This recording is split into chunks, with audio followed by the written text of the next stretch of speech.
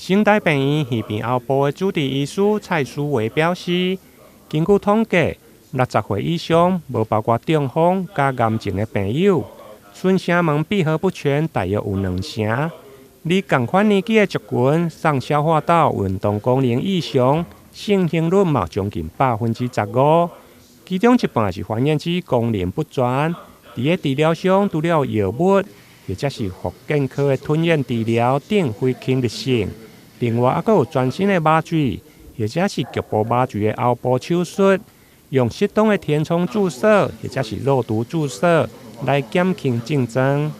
声门闭合不全的话，主要是说声带的地方关不紧，然后它的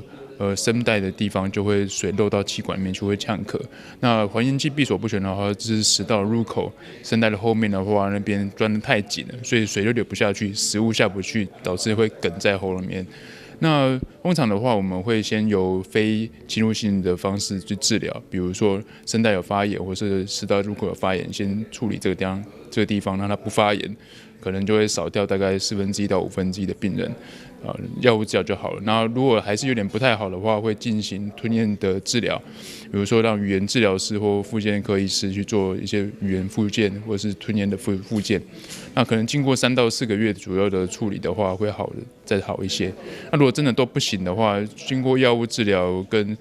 复健跟训练的手法的话都不行的话，可能就要进行手术。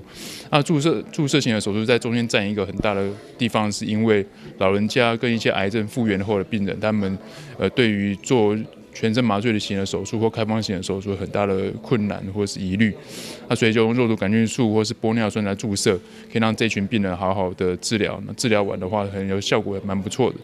那如果当然注射型手术不够好的话，那可能要开放型手术，比如说雷射把还原肌切开，或是用那个细胶块植入，让那个声带闭不紧的地方有闭紧一点的情形。医师表示，因为吞咽困难，或者是食物件容易夹到、呛咳，甲长期的咳嗽，或者是反复吸入性的肺炎，拢是身体的警讯，就应该要就医看诊，或者是做吞咽的内视镜，